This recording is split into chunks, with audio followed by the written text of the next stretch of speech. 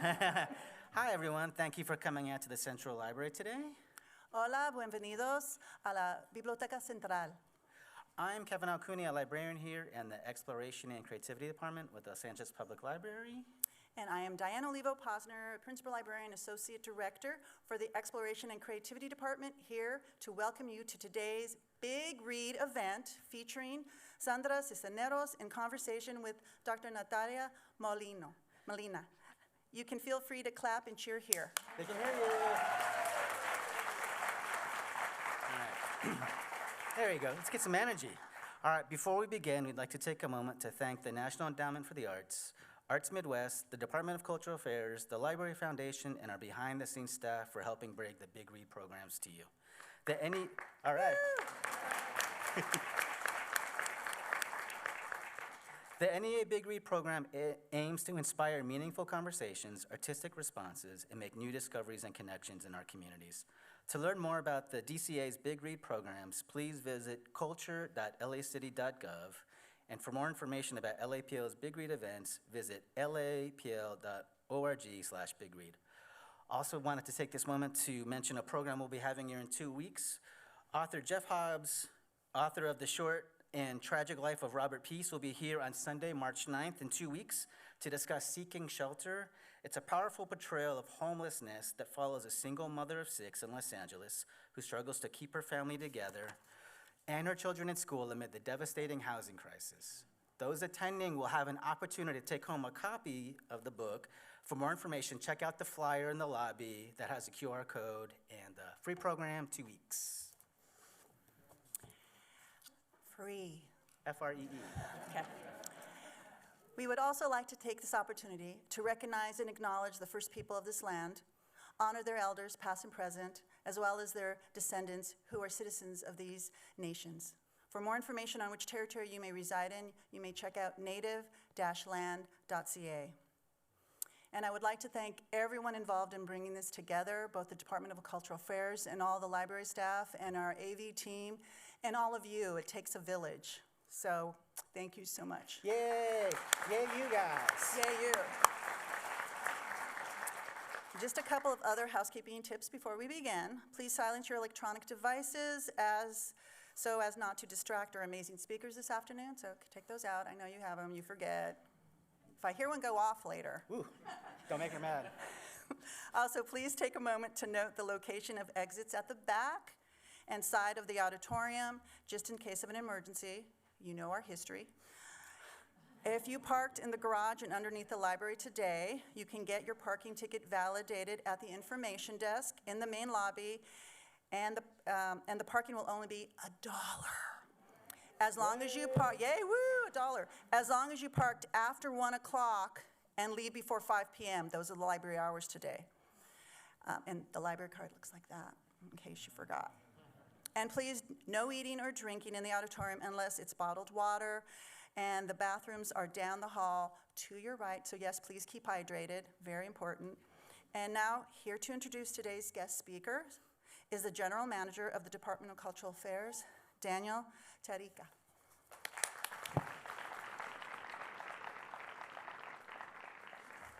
Good afternoon and buenas tardes. It is so wonderful to see all of you here today. Thanks so much, Diane and Kevin. We are so grateful to you all here at the library for both hosting us and for being such a wonderful partner in our Big Read program. So thank you all today to all of you for joining us. It's a very special event that we have today.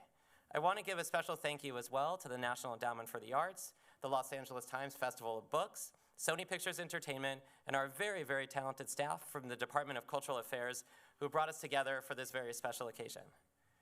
So as Diane and Kevin mentioned, my name is Daniel Tarica, and I'm the General Manager for the Department of Cultural Affairs. And we at the Department of Cultural Affairs work very hard using the power of arts and culture to create access and opportunity for our great city. So that means programs like the Big Read, through our art centers, through our theaters, through our public art program. So we encourage you to learn more about the work that we do to create opportunities and cultural experiences for both youth and adults. So this year, it's really exciting. We're celebrating the 17th anniversary of the Big Read program and DCA's partnership with the NEA. And today, as you all know, we're here to celebrate the House on Mango Street, a novel that has touched millions of readers across our city and continues to inspire new generations. We're fortunate to have two extraordinary women with us whose work has deeply influenced our understanding of identity, culture, and community. First, allow me to introduce Dr. Natalia Molina, Distinguished Professor and Dean's Professor of American Studies and Ethnicity at the University of Southern California. Dr. Molina, we've got a few more words and then we'll get there. Dr. Molina is a trailblazer in the study of race and ethnicity, particularly in the context of urban history and immigration. Her most recent book, A Place at the Nayarit, How a Mexican Restaurant Nourished a Community, was a finalist for the James Beard Award, showcasing her ability to intertwine personal stories with broader historical narrative. Beyond academia, Dr. Molina has also written for the Los Angeles Times, the Washington Post, and many other outlets, lending her voice to critical public discussions on race and culture. In 2020, she was recognized as a MacArthur Fellow, cementing her role as a leading thinker in the field. And now, it's my absolute privilege to introduce Sandra Cisneros, the iconic poet, novelist, and essayist whose groundbreaking work has left an indelible mark on American literature. Ms. Cisneros is best known for her novel, The House on Mango Street, a coming-of-age story that explores the complexity of identity, family, and place through the eyes of a young Latina girl growing up in Chicago. The novel has sold more than 7 million copies, has been translated into more than 25 languages, and has become a staple in classrooms across the world. Her numerous accolades include fellowships from the National Endowment for the Arts, a MacArthur Fellowship, the PEN Nabokov Award for International Literature, and the National Media Medal of Arts. Ms. Cisneros has a unique ability to give voice to the stories that are often overlooked, bringing light to the struggles, joys, and triumphs of everyday people. Her work not only resonates with readers of all ages, but has also opened doors for countless Latinx writers and storytellers. Today, we are thrilled to have Sandra Cisneros in conversation with Dr. Natalia Molina, a conversation that is so important for us to be having today at this very moment in time. Together, they'll explore the themes of The House on Mango Street, discuss the legacy, and reflect on the importance of literature in shaping our understanding of identity and belonging. Please join me in welcoming Sandra Cisneros and Dr. Natalia Molina. Thank you. Thank you.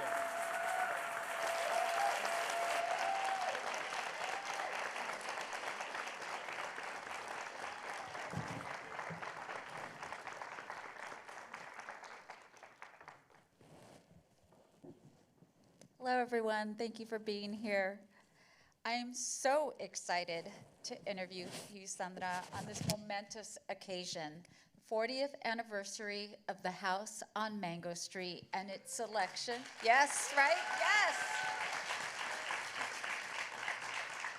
And its selection as a National Endowment for the Arts Big Read book. I feel like I should start with a confession, and that's my personal relationship to the book. I first was introduced to the book when I was an undergraduate at UCLA in Professor Sonia Saldivar-Hull's class. Yes, yes, where we read works by people like Toni Morrison and Gloria Anzaldúa and House on Mango Street. And I remember it was the first book that I read that I got to write all over it because I just kept thinking, this is speaking to me. I felt like you didn't know me, but you saw me. And then a little later, I attended the National Association for the National Association of Chicano and Chicana Studies that was held in San Antonio that year. And there was a reception, I think somewhere like a museum, and you were there and you were in this beautiful skirt. And I was too intimidated, shy to talk to you. But I went and I stood next to you. I kind of sidled up. And I let my hand kind of reach out and I touched the hem of your skirt. Like that leper did with Jesus in the Bible. So this is really an honor for me. Wow, I'm very touched by your testimonial because Sonia Saldívar Hall was a graduate student when we met. I believe she was, or maybe she was, yeah, I think it was like that long ago that she was still like finishing. And she heard me read when House came out in this small press edition in 1984. And it shifted her direction in her writing her thesis and the focus that she did in English literature. So the legacy of, like you, working with Sonia, one of my early advocates since the book came out in '84. Actually, the book, I finished it in November 30th, '82, but it took a little while before it was published. So I'm very touched to hear that. Thank you. Yes. Well, following up on that, you finished the book in '82. We're celebrating its 40th anniversary. What does it mean to you for the book to have this kind of longevity? And not just longevity, but the ability to continue drawing in new audiences 40 years after its publication. 8 million copies sold, Yeah. 25 languages translated into. Yeah. Well, you know, it's kind of a wonderful thing and an awful thing. I mean, the wonderful thing is that it's doing its spirit work, but the awful thing is that the issues are still there. And in big cities like Los Angeles and my hometown, Chicago, and globally, where the book is being read and moving young people, whether it's in China or Argentina or Norway or wherever the book's been translated. So on the one hand, I feel very happy that the book is doing what I call its spirit work. And on the other hand, I'm thinking, well, 40 years later, and we haven't resolved these issues. And that makes me very sad. And on the other hand, you know, the book is reaching people that normally don't go to books, and especially to non-readers, that it's converted them, and I'm especially proud of that.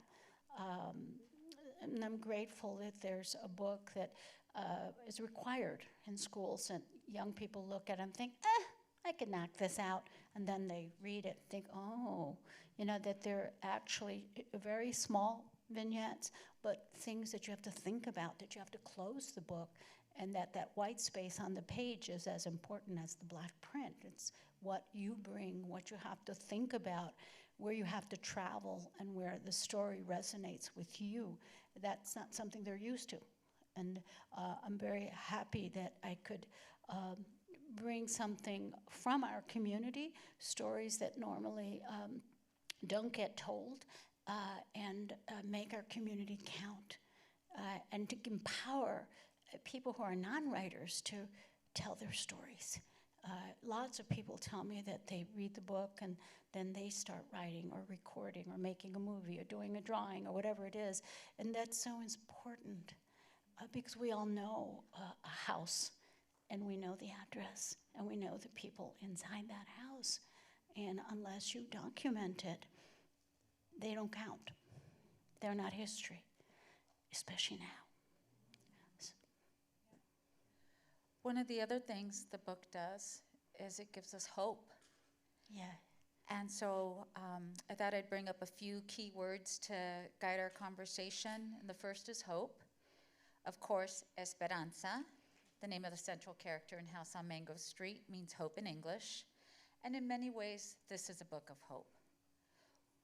I'd love to hear you read. If you haven't heard the audio edition, you can get it here at the LA Public Library. Yeah, Please listen to the audio edition. I'd love to hear Sandra read, so if you could read that passage, please, and then offer your thoughts on hope, whether it's relation to that passage or more broadly. All right, well, I have to make a commercial. This is the Everyman edition, or it's like we like to call it the Every Mango edition.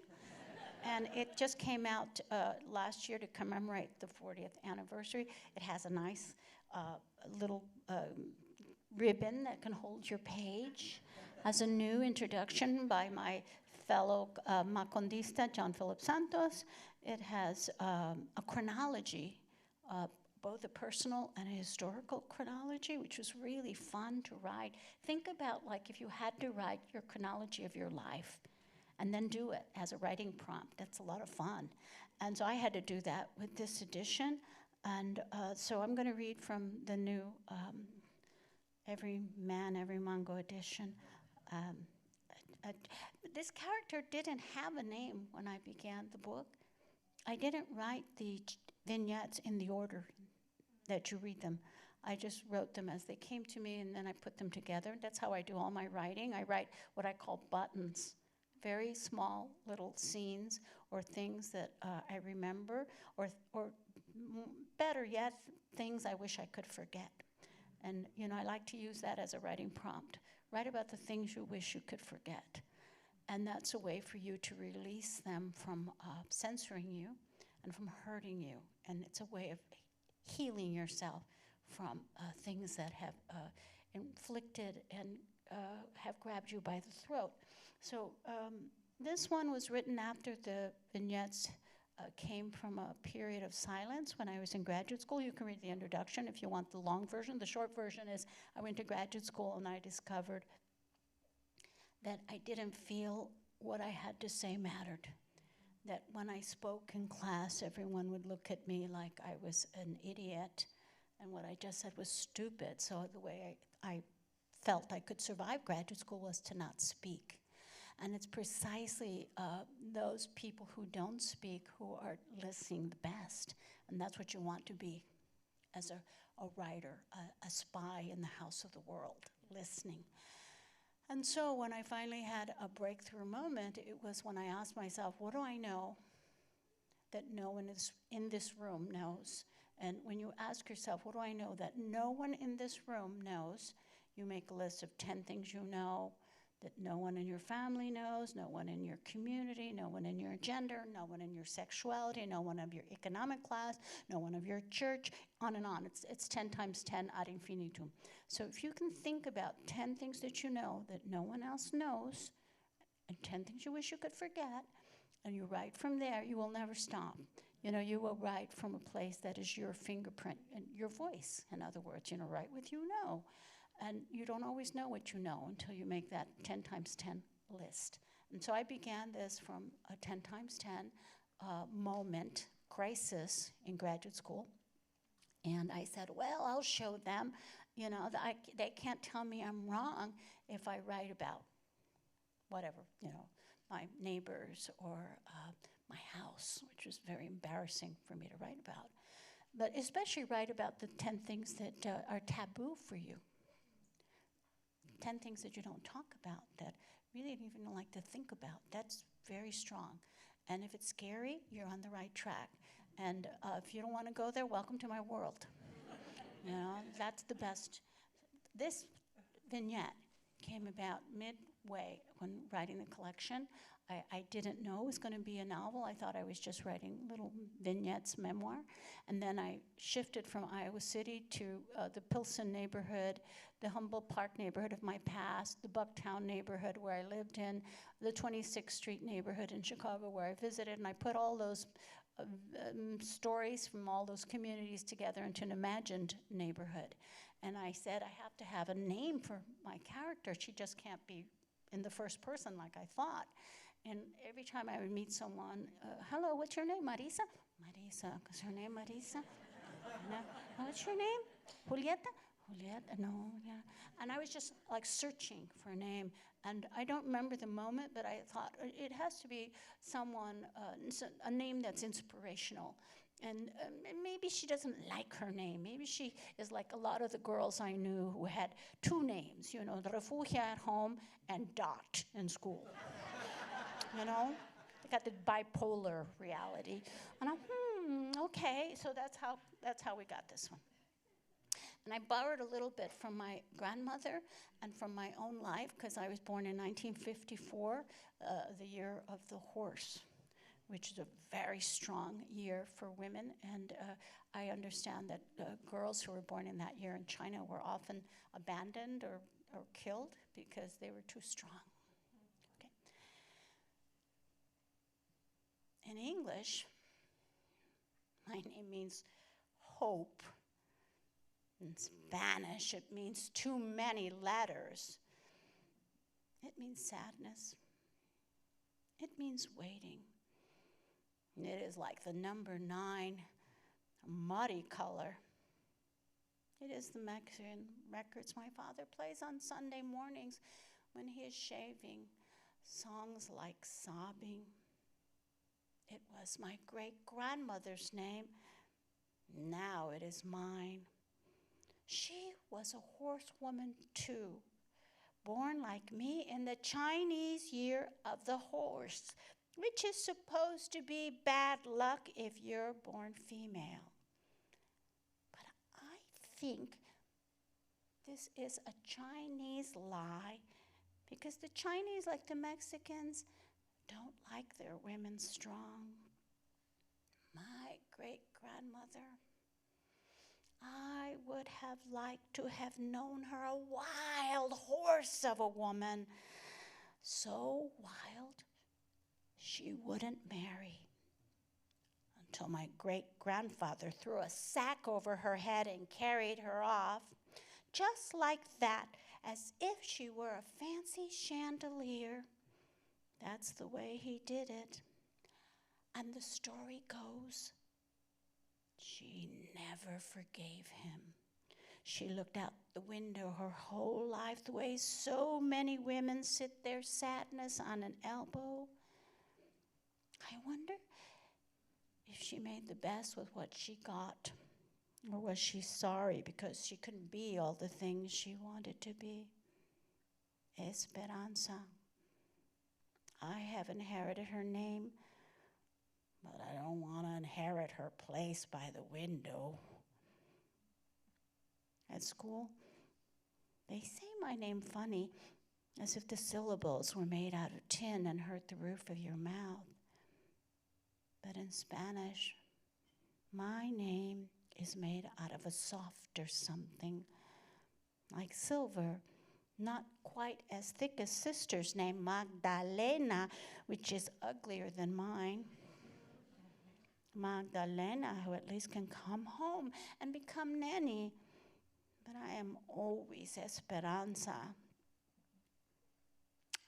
I would like to baptize myself under a new name, a name more like the real me, the one nobody sees.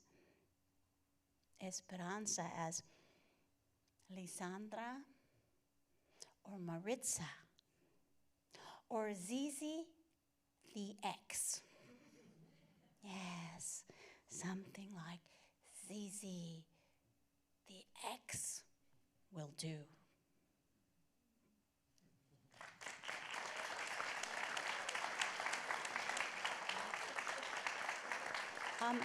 May I ask how many macondistas are in the audience, my workshop colleagues? Can you, I need to, okay, and one of the writers is Alex, your new book is here, The Sons of El Rey. So one of the wonderful things about macondas, they come as chavalitos, and then they graduate with books. And I feel as proud as if this was my child. So I'm kind of your abuela, right?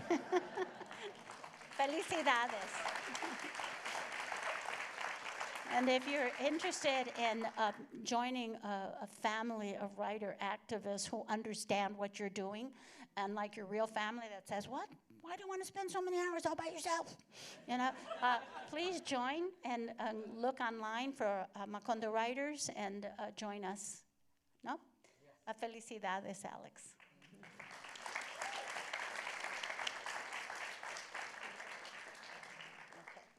Okay. That's Sons of El Rey by Alex Espinosa. Yeah. This actually feeds in really well into my next question as well, which is that one of the reasons that I think the House on Mango Street has endured is its originality, as we just heard. There's the narrative structure, but it's that voice. It's so strong, it's unique. And in one of the book's forewords, you mentioned that you try to write as if you were sitting in your kitchen, in your pajamas, because that will help you get at your voice rather than taking on like a false voice, right? So as I prepared for this interview, I thought, I'm gonna talk to Sandra like I was in my pajamas. And then I just thought, well, no, that's not gonna work, because first, Sandra always looks fabulous. Eres única. So, I was already nervous, just what am I going to wear? This is, I'm a published author, and I just thought, I have to say, I will be honest and say, when I thought about that, I still felt fear. Because when you talked about making that list, some of those stories aren't entirely mine to share. They're my family's, they're my communities, and like you said, sometimes they're the stories we want to forget. There's pain, there's shame. So once you make that list, how do you stay true to your voice as a storyteller? Yeah, I think it's important to talk about fear because we're being governed by fear. And it's really important that when you're fearful, you're not making right perceptions. That's why you have to get out of the way of your writing. And it's always a trick to how do we get past the worst censor of all, which is you. And for me, a way to get past that censor is to make the list of the things that I'm most afraid to even write down. And I give myself permission to not share and to not print or publish these things. But it's important you get it out. Just like if you had a splinter, a little nopal splinter in your thumb, you would not say, oh, I don't want to hurt its feelings, so I'll just leave it there. No, it's going to hurt and get worse. You got to get it out. So it's about getting it out. You don't have to hold it up or, show it, but you do have to remove it from your heart. And so you give yourself permiso. You may write. You don't have to hurt anyone or share it. You're not going to put it on the internet. You're not going to publish it. I give you permission to, eat it, and nobody can see it afterwards. You can do a ceremony with your Weber kettle and burn it and burn copal, whatever you want to do, but you have to get it out. And, it's very important to tell yourself this. I give myself permission. And if I'm crying or going through a difficult time releasing this story and I can't do it by myself, I give myself permission to look for someone to help me to release this. And sometimes that's a person who's a therapist or the wise neighbor lady or the shamana or whoever has to help you, because we carry Pandora's boxes and the writing isn't always going to be able to heal you by itself. Sometimes you need professionals. I think another thing to remember is if you are a published writer, that it's your story, but you have a second rule, don't hurt anyone. There's already enough people on the planet doing that. So you take your story and maybe what I call a sequin. Maybe you told me the story about something that happened to you today, and I'll go, wow. That's kind of like what happened to my cousin. So I take your story and my cousin's story and my emotions, and I change it to a person from a different gender and different age, and that gives me permiso to uncensor myself. If you can do that, and you do publish it, I can tell you the person who gave you the story won't recognize it. And that you have to do these kinds of things, to always be uncensoring yourself. Another thing is like writing in your pajamas is something I learned from teaching in the barrio. I told them my students were great storytellers, but they didn't know how to use a period or capital letters, so it was all like, one sentence. And I just would allow them to speak their story. And if you're allowed in your pajama voice, like what you would say to one person, that gives you permission to really speak from your heart without having to pretend that you're, Ernest Hemingway, that you're speaking from a voice that's truly yours. You might write a letter or an email or a note to this person that could see you in your pajamas first, and then you do your creative writing so it's in the same voice. That helps. And I think since my father and mother are spirit now, they're one of the most powerful things that allows me to open and speak now. I do a meditation, and we did a little huddle session before to ask your ancestors, because you have all these allies and angels in your life, guides. Ask them to come and help you. Ask to do work that makes them proud. asked to do work that makes them proud. Ask for courage, and the most important thing, ask for humility. And if you ask for these two things, they'll come through the page, and you'll be surprised. And you have to realize that writing is a sitting meditation. It doesn't come out in one sitting meditation. You have to compost and compost and compost and compost and compost. It takes a long time for a little flower to grow out of garbage. And that's what you're going to be doing by taking the worst parts of yourself and letting them go and composting them until one day a little white flower is going to grow out of the garbage, and that's when you're done.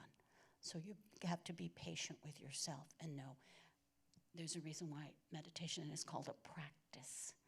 Writing is a sitting practice as well. Thank you. The next key word is big. The girls and the women in the house on Mango Street are often yearning, as we heard in the passage, yearning for more than they have, for a bigger life. To me, this is a book that is in part about choosing that bigger life. And one of the messages is about making that choice. Can you tell us about choosing a bigger life? Wow. When you put it that way,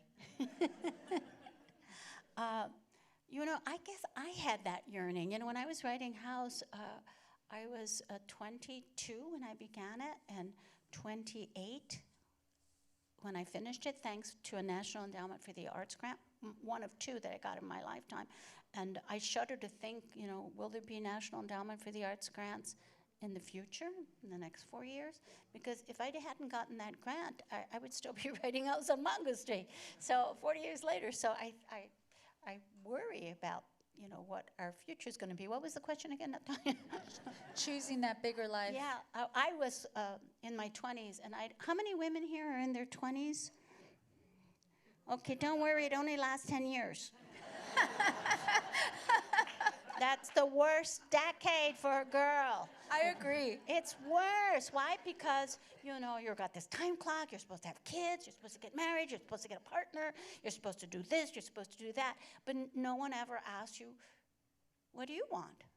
And do you even know what you want? Because you've been told what you want since you were an infant.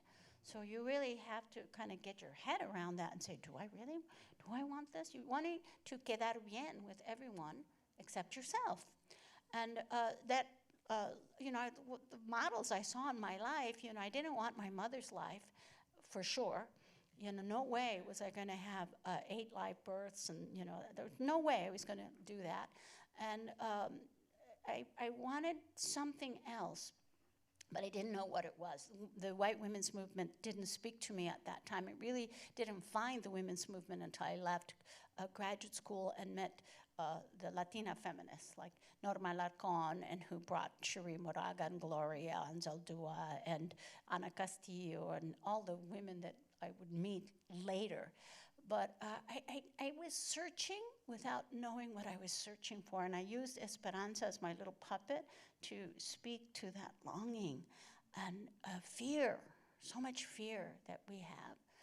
And you can't think or do anything with that fear. Writing is a way of to sobresaltar ese miedo, to leap over it and to channel your highest self. So through Esperanza, I was like buscando otro modo de ser, as the Mexican feminist writer Rosario Castellano puts it. There has to be another way to be, she says in her famous poem. There has to be another way to be. And I was asking that without knowing it. And the book took me to inventing a home of my own that wasn't my father's home or the real estate home or the home in Chicago. And it took me on a trajectory that to this day, I live in Mexico now, that I've discovered, that home isn't a place. Physically, it's a spiritual home. And that home is the home of my imagination. And how many women are allowed to even have permission to dream of becoming writers or becoming artists coming from the neighborhoods that we come from? We don't encourage our young women to say, study hard and become a novelist, Nobody would say that. And so my mother did say, study hard and become president. I must give her credit for that. And I thought, oh, no, I'm not smart enough. Guess what? I am.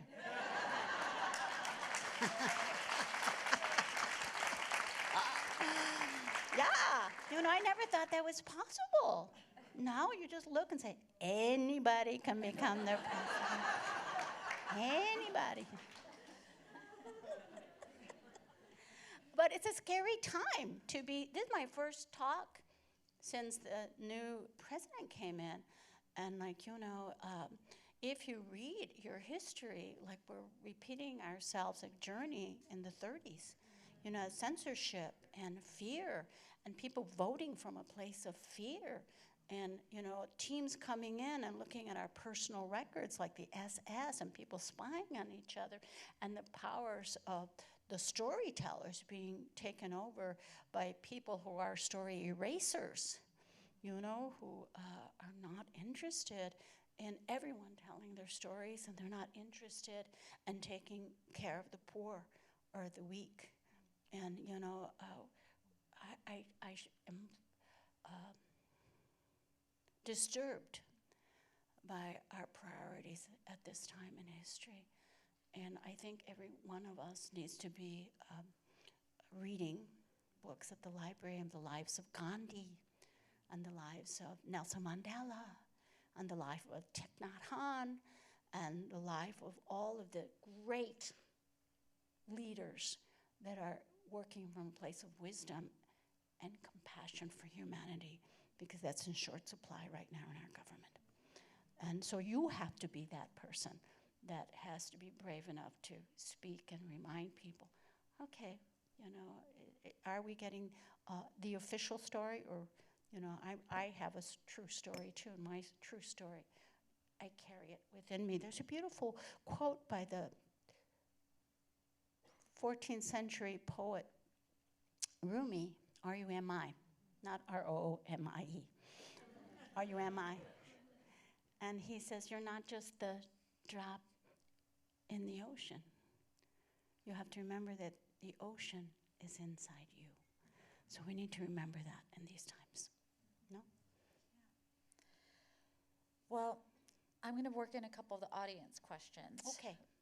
Because you're talking about, remembering that ocean. And so it's an advice for writers question, Yeah. which is, again, another confession.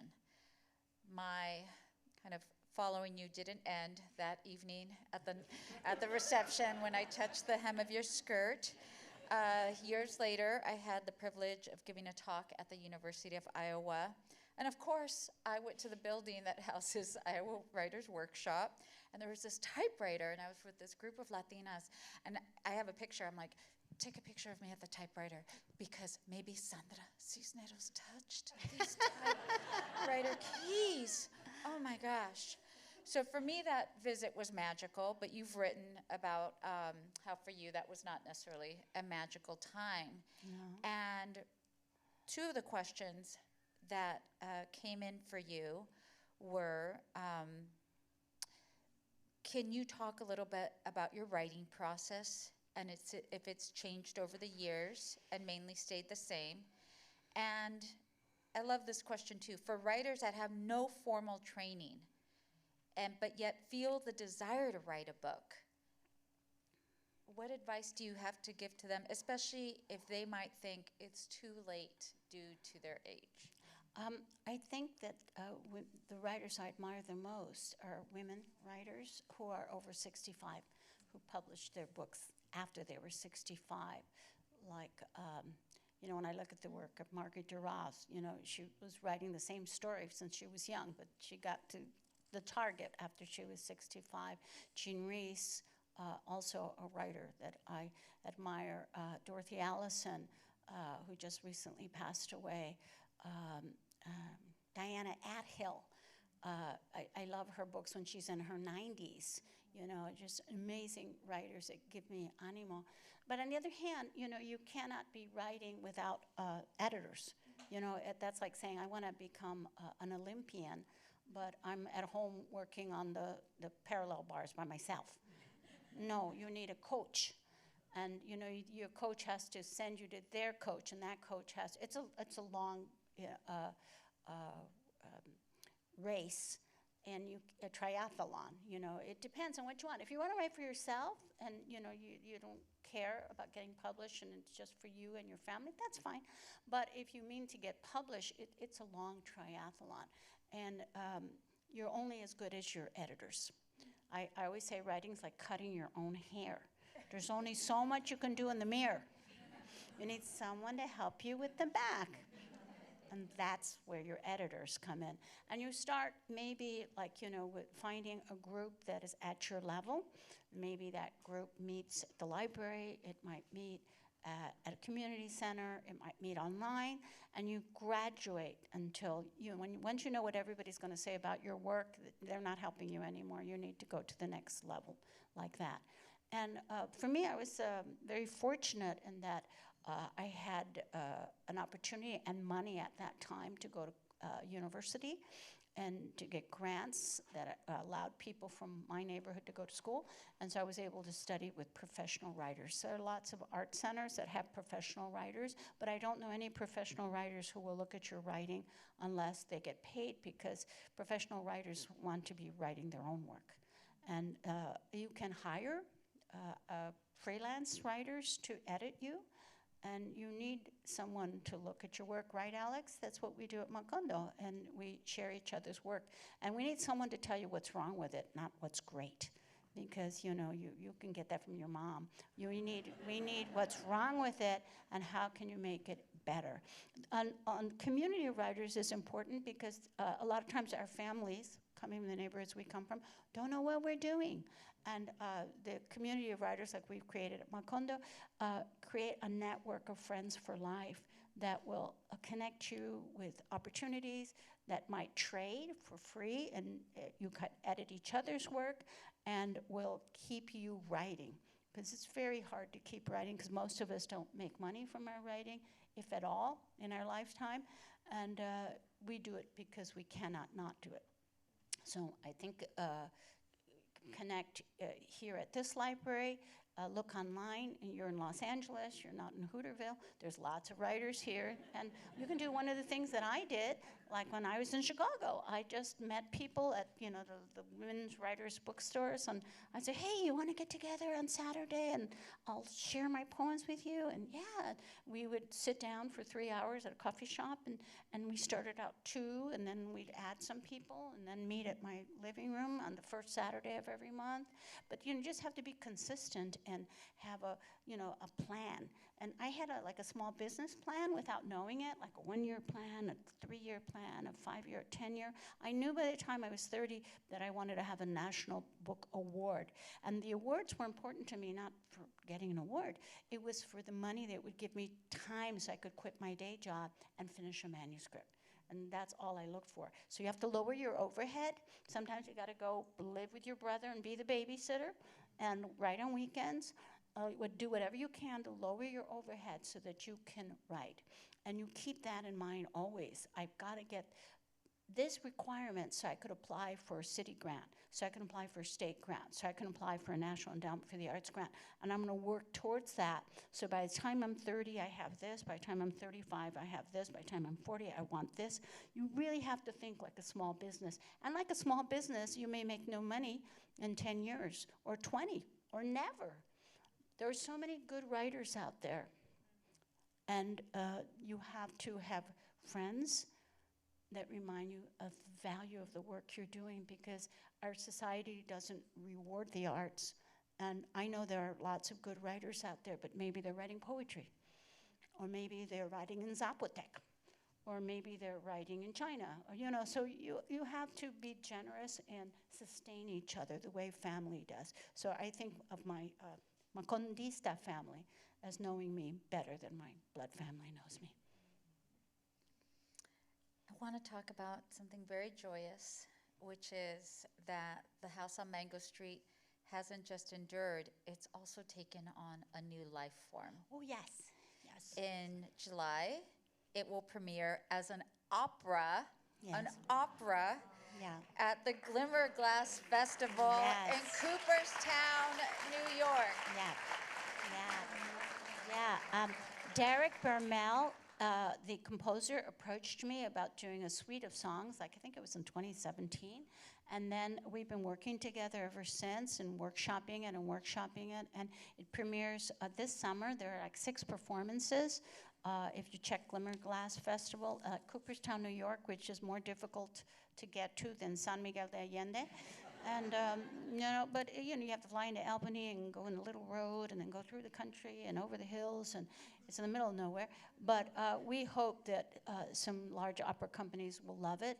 And it's been exciting for me because if we had met a couple years ago and you talked to me about House, I would have thought, I'm over that.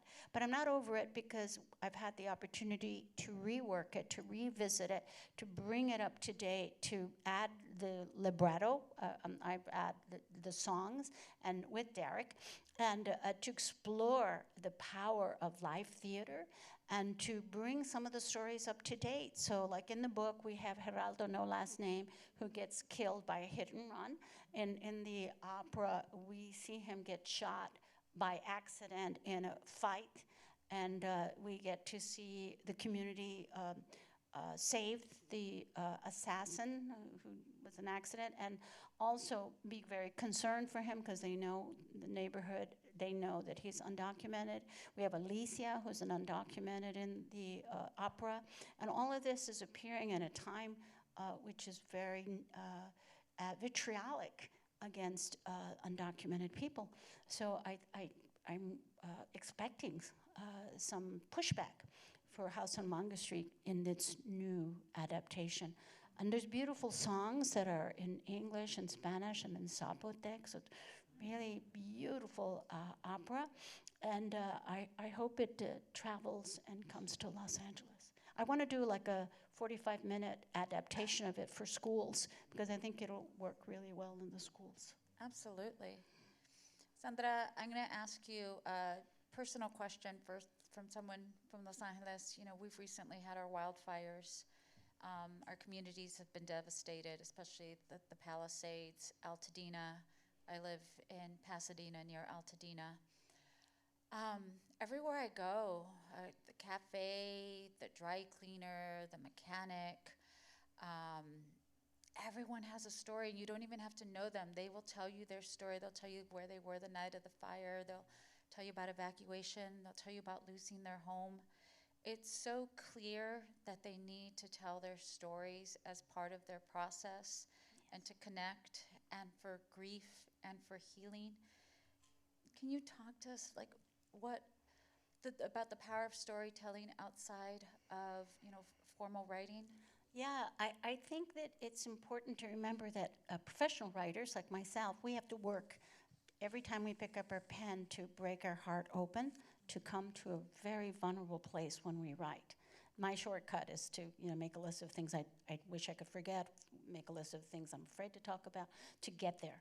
But you're already there as a community. All of you are already there, things you witnessed or things you've heard. And I think of it like an apple that's been cleft in two. I have to work to get there. You're already there. So you should be writing, documenting, recording, whatever way for you that you can let these go from your heart. You don't have to think of yourself as being a great writer. Just talk them in your pajama voice, and you can tape them or write them down or type them or put them in a notebook. You don't have to worry about, don't think about like who's going to read it. Just get them out in your pajama voice. They can come out all disordered, misspelled, and I forgot to say, put it all down. And I think that the process of releasing it will take you, if you're not a writer, to someplace you didn't know you knew. That's the amazing thing about writing, that you begin from someplace in your head, and if you're lucky and if your heart is broken open, it will just be this tsunami that will take you to some transformative place. I know that is the process for me, that I may start with the small me, that's kind of, and then by the time I finish, I'm like the Buddha. And I think, wow, I didn't know I was that smart. Wow. Well, we're all like the Buddha in the making. And if you get out of the way if you write and do a little meditation before you begin and say, okay, I'm not that smart, but I know my writing is going to come from my highest self, and I'm just going to channel. I'm just going to be like a medium. And if I get out of the way and I ask my ancestors and my highest self to help me to get this all out, I will eventually get there. It might not be like in one sitting. I tell people, write a button. You're busy, write a button. A button's a sentence. You can't write a sentence, write a sequence. Okay, just a little few words, and you do a little bit every day till you get it out, and you give yourself permiso. You get out of the way. That's the thing I always have to tell writers. Get out of the way when you're writing, because you always want to say, oh, I just have to get to, I want to get to Timbuktu. But what if it wants to go to Machu Picchu? So don't think so much, and your heart is open. Just let it go where it wants to go. Get out of the way. Collect these buttons or sequins, put them all together, and one day you'll put them all out, and you can print them out, and you'll think like you got little quilts from squares from a quilt, and you'll see patterns. Oh, that would make a good opening. That's the ending. You just move them around, and that's how I wrote House on Mango Street. And I'm going to give you the secret. You can write it down or memorize it. The secret to doing great work on this planet is to create from a place of puro amor y amor puro, pure love and nothing but love, with no personal agenda. Puro amor y amor puro, with no personal agenda. Siempre sale bonito. It will always turn out well. And that's why I don't trust the government, because it's not coming from puro amor y amor puro. Right? We know that.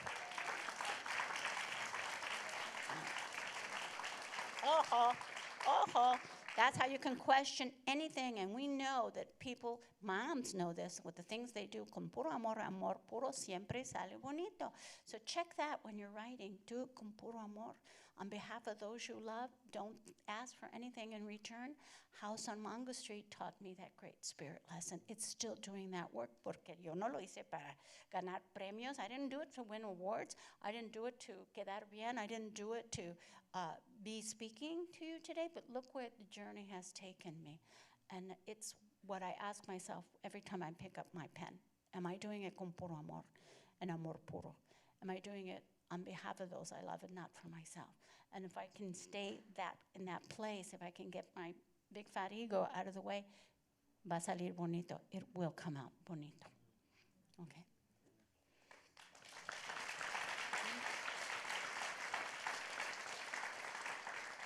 This will be the last question, which gets at those buttons and sequins, which is, where do you place House on Mango Street in the larger arc of your work? Are there seeds in that book? Are there buttons? Are there sequins that are blossoming in unexpected ways, perhaps giving your work that you're working on now some life?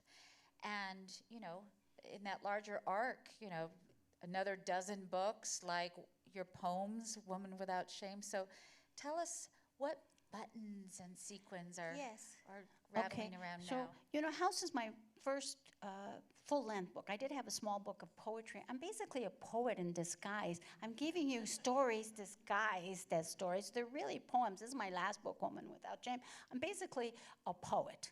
And before I answer the question, I do want to thank the library for having me, because I'm a product of the public library. As if it wasn't for the Chicago Public Library, I wouldn't be a writer. My mom took us every Saturday, and I realize now that she wanted to go to the library to get away from us, and it was what kept her sane. And I thought she took us because she wanted us. No, it's for my mom. But I thank my mom and the Chicago Public Library, because they were crucial to bringing me on the path that brought me here today. So I thank librarians, especially in this time of censorship. All praise to the librarians and to the libraries. They are my heroes. They are my heroes. But now I'm working on a character that is in House on Mongo Street, but he doesn't have a name in the book. In the opera, his name is Squinky, and he's one of the boys in Red Clowns. And so these characters are getting developed in the opera, and there's several boys in the Red Clown scene in the opera. There's Casanova, and there's Munch, and Squinky. And Squinky is a young squinkle who's very young, and he really doesn't do anything except he serves as an accomplice in a scene of violence. And he feels guilty and carries that guilt, and he's the protagonist in the novel I'm working now. So he is a gay man, so I'm doing a gender change here and transitioning to a male voice. And the novel is called Infinito, and it takes place in Chicago and in San Antonio and San Miguel de Allende. And it's a love triangle with two men and a woman.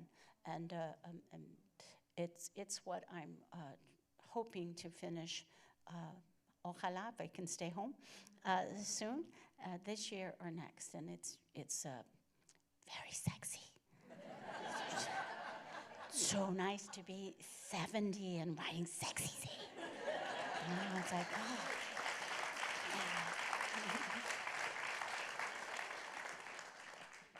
Thank you, Sandra. This has been amazing. Thank you to all of you. Thank you to the LA Public Library. I've been coming here since I was a child. So grateful to be here. Yes, Wonderful. yes. Thank you. For the libraries. One of the things we can do for peace and unity is to support our libraries, to buy books, give books to your friends, and discuss books. That's so important in this time where people want to erase you. So it's important, and thank you for coming today.